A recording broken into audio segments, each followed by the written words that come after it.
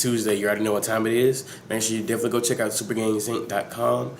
Definitely get your card needs, especially going into this weekend. Also, if it's not too late to get some TCG apparel, so make sure you go to Sector 6. I always messed it up. Sector6apparel.com to get your TCG shirts, hoodies, hats, and everything. So you already know what's coming up this weekend. The North American World Championship qualifier. It's a really, really big deal over here in North America. You know, other countries and everything have their nationals, then they have their World Championship qualifier. This is it. This is the big stage for us. All the hard work that you've been going into this format once the last ban list came out, the hard work, like trying to get your invite at the last minute. If you still need to get it, don't forget you can still do the last chance qualifiers there this weekend. So you still have a chance to get it. It's not too late. But it's been a long time coming, long road coming. This is the big stage to where this decides if you play for the North American team and represent us at the World Championship, which is going to be in Orlando, Florida. Wish it was somewhere else, but that's neither here nor there.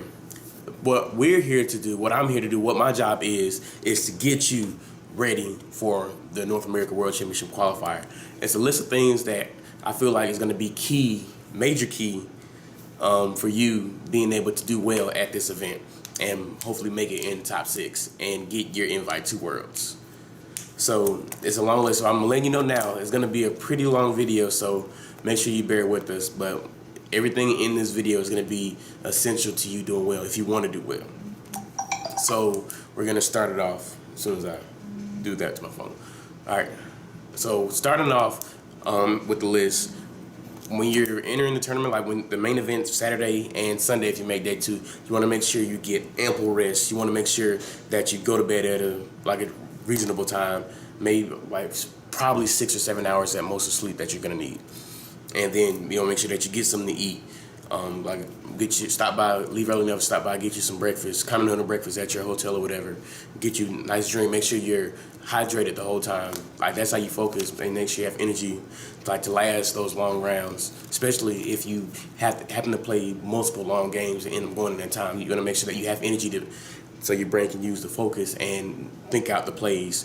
And doing it on an empty stomach or doing it while you're thirsty is not the way to go.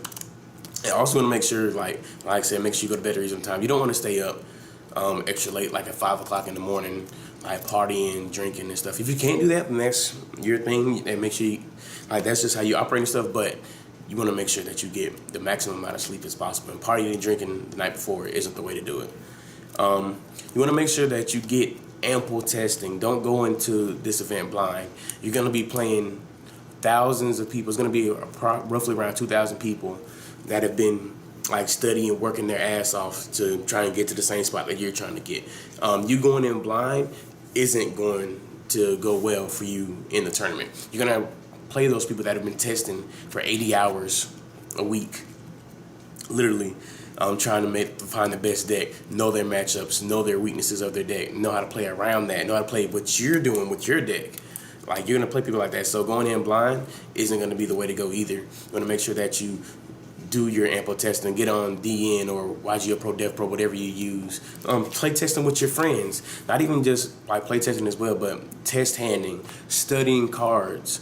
Like what I used to do, I used to study like the wiki of the database and everything and find different cards and like study what cards do. Learn your card interactions. And that's the next thing right there. Want to make sure you're going in knowing like the big rulings that are definitely going to come up, like with like anything that can happen. Just knowing rulings, knowing how cards interact with each other, knowing if you'll be able to negate something that's the effect is negated, but it says negate the activation, like I did in the combo video with Cyber Dragon Infinity and Dark Destroyer.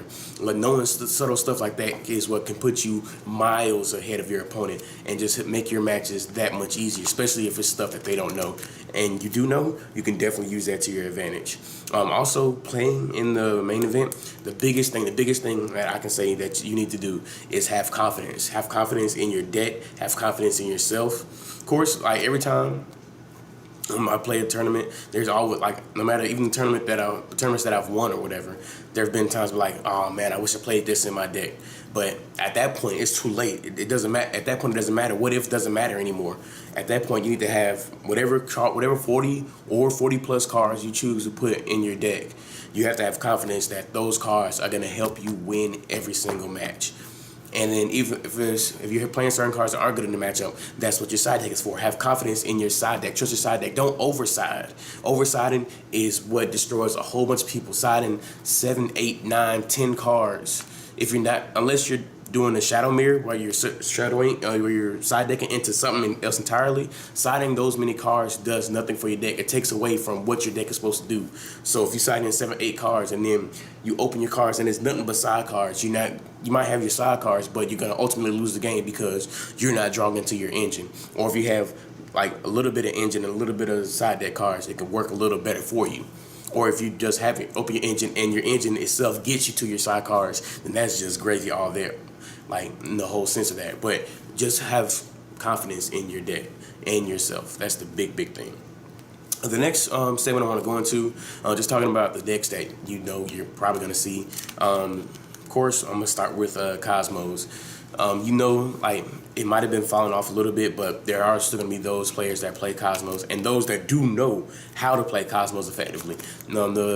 When I'm speculating for Nats, you're going to see 3 different variations of the Cosmos. You're going to see pure Cosmos, the ones that just want to do like the simple Cosmos stuff, still play traps, they play their calls, they play their mojos. Pretty sure they'll probably play like warning and strike and everything, but it's pure Cosmos, so like at any given point in time, they can just explode and go off and just OTK you.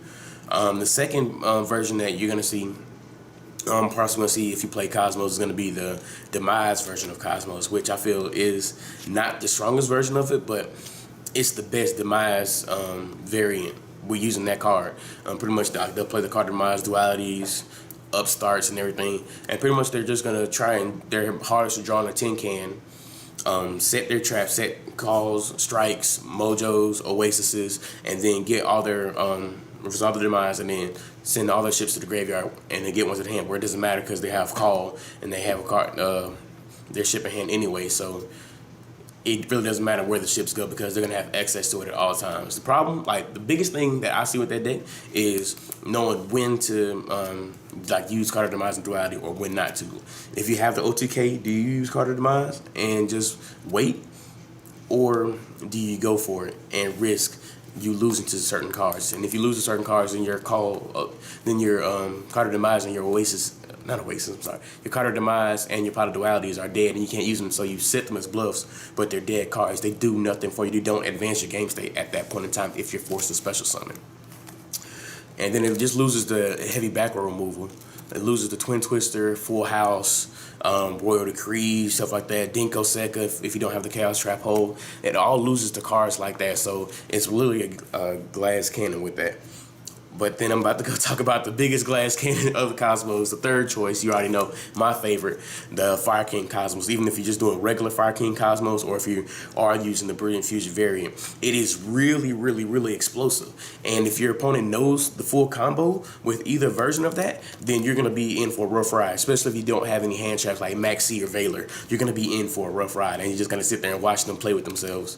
But the thing with that, with high risk, it's a high risk, high reward deck, but the risk is really tough. If you're playing just the regular Fire King Island build, drawing a chicken, if you only play one, draw one chicken is a no-go. If you draw too many field spells, like too many terraformers,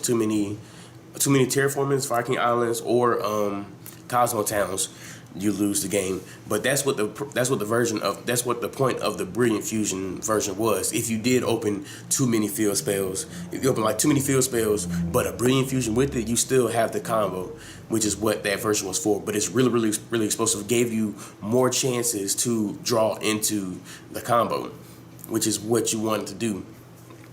But the thing with that is now you added 3 more bricks to the deck outside of just the baby Garunics, which it was the 2 Lazulis and the Galaxy Serpent to make the Ancient Fairy Dragon. If you drew any combination of those, like all together, then you were in for a rough time. There was a couple times in testing where I opened up like Brilliant Fusion, Dark Destroyer, double Lazuli, and like the chances of drawing like 2 Lazulis is really, really, really, really low, but it can still happen, and it will happen if you do decide to play that deck. So that's if you do want to play the Brilliant Fish version, or even just the regular Fire King version, that's the risk you are willing to take. But high risk, high reward. Like, you got to take chances to try and win the game. Moving on to the next deck is going to be Monarchs, man, which is like literally my least favorite deck. It's the two.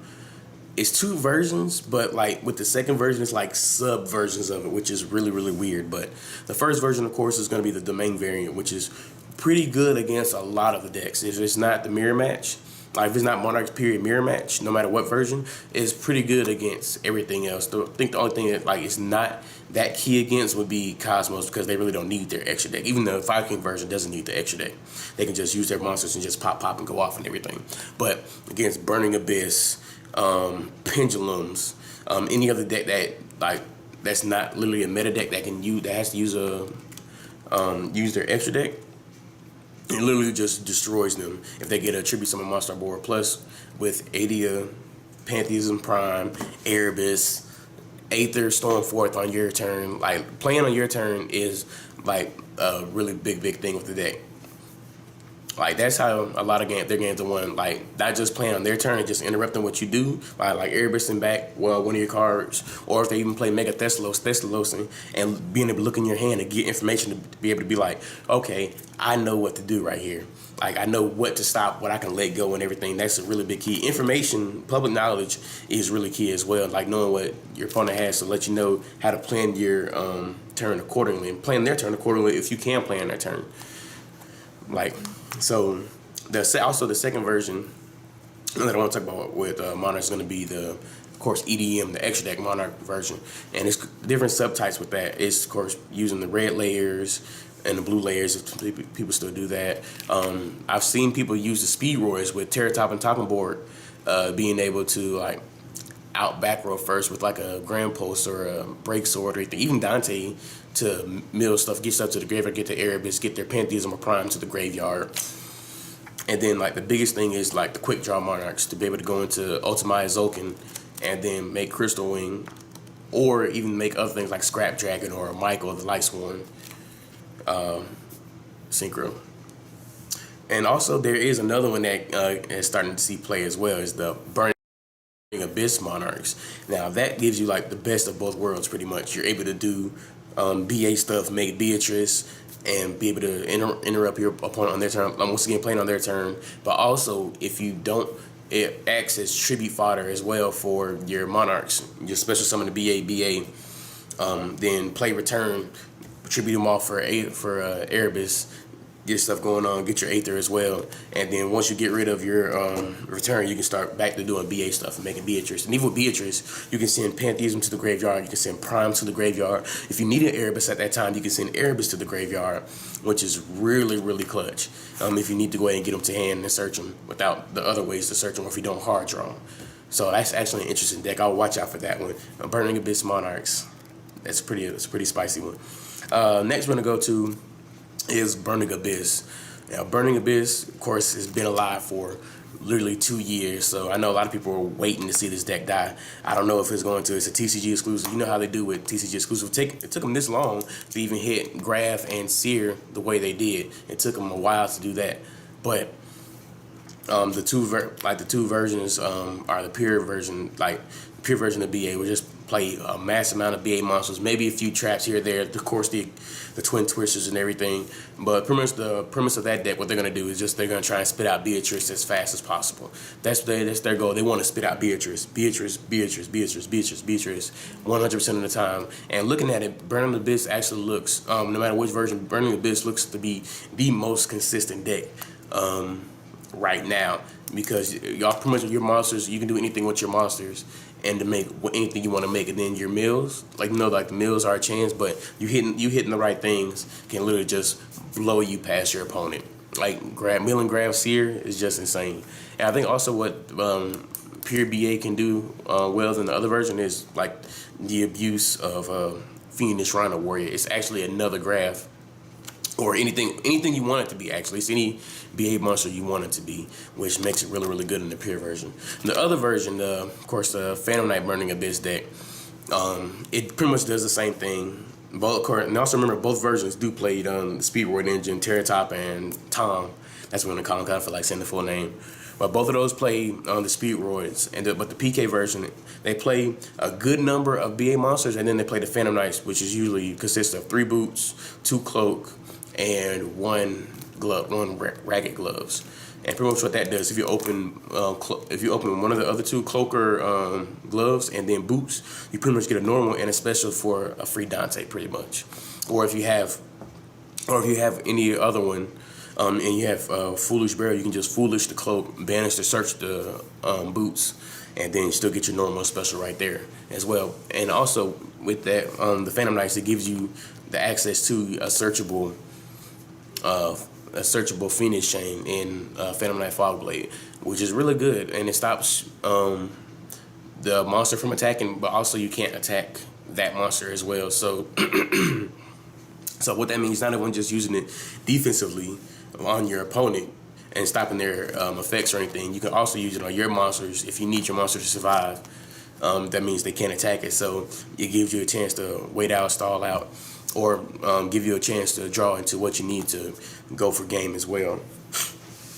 The problem with that is you're playing more monsters that aren't BA names. So like if you have Phantom Knights on board and everything, it is going to be a rough time having your Burning Abyss monsters stick when you need them to stick without Phoenix Rhino Word, because the deck doesn't play it. Also, what both BA decks do, they be wary of this as well. No matter what deck you're playing, they side into the Fiends. If they're a good player, they side into the Fiends. So Vanity's Fiend, Majesty's Fiend to out, like Flying Seed and Cherries. They make that an out, so where you might take away one option, but they have another option to stop you from playing that doesn't require them going to extra deck or Dante. Especially if they use Flying Seed. If you Flying Seed them, you're pretty much giving them free fodder to tribute summon with, and then it's just game from there. If you don't have anything, you're dealing with one less. You're working with one less card in your hand. So I wish you good luck with that.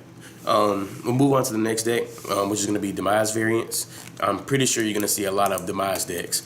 Barrier Stun Demise, Counter Fairy Demise, with this seeing success with Olympia Yo at the UK Nationals. Good luck to you at the Euros as well. Clifford Demise, I think I said that. That's the biggest one that I'm pretty sure I'm going to see. Cosmo Demise, I talked about it earlier, but I don't think I need to go back into that. But pretty much any Demise deck is going to be whatever monster engine they're using. Your Snitches is one as well. And just setting traps. The biggest thing with the Clifford and the Yosinja version, they can main Rivalry of the Warlords, which controls you from you can only control one type of monster. So like it'll hurt Burning Abyss definitely. It'll hurt Monarchs. Cosmos, they can play around it if they have one pilot on the field and able to float up properly into another psychic and then go into a ship after that. They only have one monster. So I think they're the best to play around it, but outside of that, and also they can play around it with Cosmos, just getting rid of their monster entirely and then just outing it. But decks are gonna have a hard time like playing against a lot of traps. So the biggest thing I can say with this deck is just make sure you side your back row hate. Decrees if you can, Twin Twisters, the Bob Saget card, and also if you're playing Monarchs, what you can do that's pretty cheeky is using the use of Dark Samorg. If you like, they set a card, you go on their turn. If you're able to Aether summon out Dark Samorg, they can't set any more cards, and you literally just win the game right there. Like there's nothing they can do. So just tell them good game, tell them to scoop it up right there. Also, the next deck I want to talk about, because I'm not going to stick on Demise decks, fuck Demise. I want to talk about a sleeper deck that can possibly come through because nobody's going to expect it, and that's Water. Like either the Mermail Atlantean variant or just pure Atlanteans. Well, pure-ish Atlanteans. Of course, when I say Atlanteans, I'm talking about Netabyss, but I feel like Water can be a sleeper because no one's really going to expect that. And they can just OTK you out of nowhere. And pretty much the majority of them are playing Kaijus, which is a big FU to a whole bunch of like cards that people are gonna want to make. Beatrice, Dark Destroyer, Majesty's Fiend, or anything if Monarchs are playing it. When Monarchs are playing, I'm pretty sure they're playing it. But Like them being able to main kaijus, the water kaiju, or interrupt the kaiju slumber is just a big thing. Just nuke their whole board and then just go for game. Because they do have a really, really big OTK factor, and Max C doesn't even really do anything unless you're playing like attack styles like Battle Fader or something. Like Max C won't do anything; they'll just still go through your OTK. And so I feel like that's a big sleeper. So make sure you watch out for water as well. And then they can also make Dweller. Another deck I want to talk about is going to be, is going to be Pendulums, of course. Pendulum's going to be people love Pendulum deck, but the really, really broken Pendulum deck they saw an end to that like 3 weeks after it came out, but that's neither here nor there. We already talked about that. But Pendulums is another deck you're going to expect to see. And it's just a different variant. It's going to play, they're going to play like pure Draco Pals. They're still going to abuse Face Off, play the Lusters, play the Masters, play Vector and Lecter. Lecter's really good in the mirror match as well. Being able, they can't activate the effect of their Pendulum monsters are negated, which is a big, big thing in the mirror match. But also, it's still tough. You don't want to draw Vectors, you don't want to draw Lectors. Sometimes you don't even want to draw Masters. And then the other version is going to be like Magicians, like the Magician deck, like using, I was about to say Odd Eyes Magician, Dragon Pit Magician, Dragon Pulse, Oath Dragon, Wisdom, using that variant. And usually with that variant, they play the Apex Avian card, and they also play some of the Magic Specters, Boombuku with Kieran, so they can search it. But the thing that both of these decks have in common, which any Pendulum player should be playing, is Sky Iris. Sky Iris is broken. Being able to get stuff out of the way, clear your scales, and then search another card. You can search your scale with the Unicorn or the Phoenix. You can search Odd Eyes Fusion. You can search Odd Eyes Pendulum Dragon, which can get you a search, or can facilitate the OTK if you're playing enough level 6s so you can make Utopia Beyond. Utopia Beyond and the Odd Eyes Dragon literally steals game, even against like a field full of like untargetable monsters. That literally steals the game, making their attack go to 0 and doing double damage. 5,000, that is big. And with the Unicorn, you can literally OTK in one shot, which is amazing with the deck. So if you're playing Pendulums, the biggest thing I can say for you is please play Sky Iris. Please play Sky Iris. Please play Sky Iris. All right, that's pretty much all the decks I want to cover. What I want to go to as well is how I feel about some hand traps, because I know some people are going to be thinking about playing hand traps in the main, siding hand traps.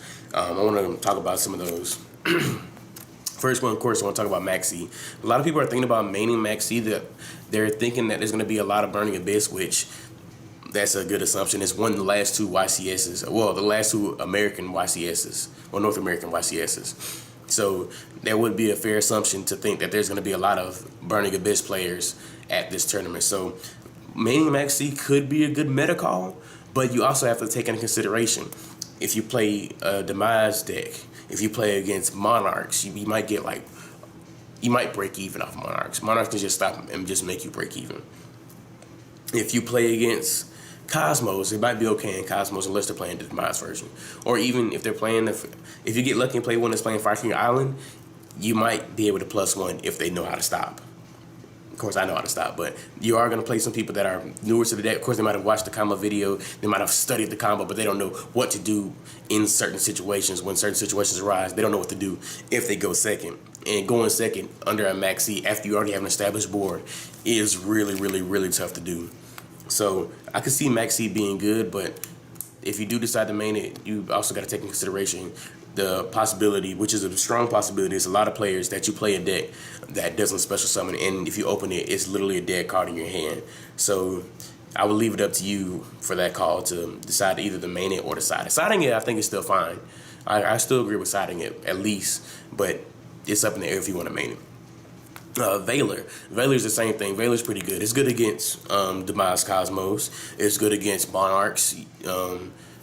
It's really good against Domain Monarchs because they definitely play 80 and 8-0s, but Extra Day Monarchs is a little iffy. Like the biggest thing, it's still good. You have to stop the big ones, but at that point, sometimes they get so far ahead, like with Brilliant Fusion, and if they're playing Red Layers or they're playing Mithra, you can't Valor Mithra, so it becomes the point to where now you have to Valor the big ones, but if they still have an extra normal summon, they took a card out of your hand already, and if they're able to do it again, then you just automatically lose right there. There's not much you can do. Valor in the main, I would say the same thing as with Maxi. It could be okay in the main, but there's certain decks that it doesn't do anything against. Like BA, it's okay in BA if you want to Valor their Terra Top or Valor their Tour Guide or whatever. Or if they're actually, it's pretty good against the pure version because they do the Rhino Warrior and special summon in BA, and you Valor the Rhino Warrior. Their play ends right there. It literally ends right there. So if they're playing pure BA, I would think about possibly keeping that in. Well, PK version, nah. I still leave it up to you as well if you want to main it or keep it in the side. Siding it, I can see it being okay as well. It's good against, I forgot Valor's good against pendulums. That's a big one. And Maxi is not good against pendulums because they just special summon all 5 at once and then you go. And then if they're playing Kieran and everything, they don't need anything else. Here's a big one. Here's a big one. Ghost Reaper and Winter Cherries versus Flying Sea. Now let's go into what these cards do. Ghost Reaper and Winter Cherries is good either going first or second in the mirror match if you're playing BA, or if you're playing any deck. But let's say we're talking about BA, going first or second. Like being able to cherries your opponent and then take away whatever extra deck monster they have, take away their Dantes, take away their Beatrices. If you're playing Cosmos and you play cherries, taking away their F-Zero so they have no out to your big ships unless they draw system down. Like, that is really big. It really changes the scope of the game. But with cherries, it might hinder them, but it doesn't stop them entirely because they can still XYZ something. They can still go into other things. They go into their break swords. They can make 2 and go into the F-Zero. They can just whittle you down with their monsters and get you low, keep poking you, keep doing damage to you. They might play Rubik so they can make Virgil. And if Virgil starts spinning away, it's still 25 beater, so just do 25 and just start beating with Virgil. That's good. Like, Cherries is a great card. Like, it's really a great card. It's really slept on right now, but it still allows your opponent to play the game. So that's why we're going to Flying Sea. I have seen a lot of play in Flying Sea, and pretty much with that, like they normal, special, do whatever, tour guide, bring out a monster, you Flying Sea. That literally stops them right there. They can't XYZ summon or anything. But just the thing with BA. What they can do, like they have Foolish Burial, they can send like their Farfar or their Alec, usually Alec, which can negate the Flying Sea. They can, if they play the PK version, they can Fog Blade the Flying Sea and then overlay with it. So you pretty much gave them another monster to use as their for their rank 3, which kind of sucks. And like I said earlier, they can also tribute it for a Vanity's Fiend or a Majesty's Fiend, so you pretty much give them a free tribute. Like, they're both good in their own right, but on both instances, like, it's pretty much a they better have it scenario. Like, I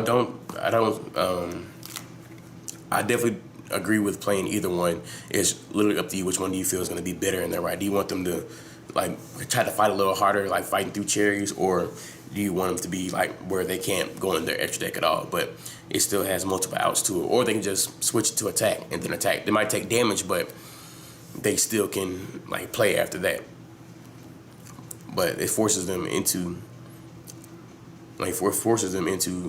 having to make that choice if they want to take damage, especially if you only have a big monster on board. And like usually what people do, they put their monsters in defense so they can't attack over the anything with the Flying Sea. So that's up to you as well, but I really do like cherries, just taking out the Dantes. But then if you go get it later, taking out another key piece to where they can't do anything, F-Zero, like I said, for Cosmos. So it's literally up to you. So here's the biggest thing. What's my prediction of taking Nats? What deck is going to win the whole tournament? As much as it pains me to say, I really think the winner is going to be Extra Deck Monarchs. The reason I say that, just the abuse of Pantheism Prime is just out of this world. Being able to draw so many cards. Yes, it does have a brick factor at some point, but I think the person that's going to win is going to get really lucky, and he's going to, at the times where it counts, he's not going to brick. He or she is not going to brick. And just being able to play in your opponent's turn with Aether, with Stormforth, Escalation is a really good card. You get Erebus on their turn. That's insane. And then just the versatility of being able to use their extra deck as well. Pleiades is a broken card. Durandal is an amazing card. Durandal is really amazing, especially since they're going to have like a Brilliant Fusion. They can have a Prime set. They can have the Field Spells, which is targets for Durandal, and also being able to shuffle the hand, mulligan the hands, and then draw something else.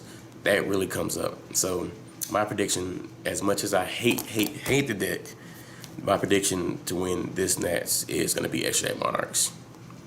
But if you're still watching this video, I want to commend you for staying with me this long. There was a lot we had to go over. Hopefully that I covered everything. Tell me what you think, like some stuff that you expect to see, that you expect to run into this weekend. Leave them down in the comment section below. Make sure you definitely leave a like this. I did this all in one take as well, so that's big props for that. Like, my mouth is dry as a motherfucker. So definitely make sure you leave a like as well. Subscribe if you haven't. I know we're about to hit 1,500 again after that purge, so we're trying to get back there. We should be there by that point, but it doesn't matter. But just want to hear about you. Like, we're definitely make sure you come see us Friday. We're gonna be somewhere in the area, like outside with all the other YouTubers as well. So if you want to come and meet and greet, not just us, but everybody else, you can definitely come do that. Come say hey and take a picture or sign something for you or anything. Bring your mom as well. I'll tell her hi, just jokingly and everything. I have much respect for moms in person meeting them and everything. But if you didn't like the video, make sure you go back, rewatch it as long as it is, and I promise you'll like it a second time. But it's Blair with the Car Guys. Good luck. Got a single digit budget, $100 raise, $1,000 cutlass and $1 million dream. I want a 7-digit budget, 100 diamond rings, 1,000 screaming for me. That's my $1 million dream. I got a single digit budget, $100 rings, $1,000 cutlass and $1 million dream. I want a 7-digit budget, 100 diamond rings, 1,000 screaming for me. That's my $1 million. Yo, what's going on? This is Blair.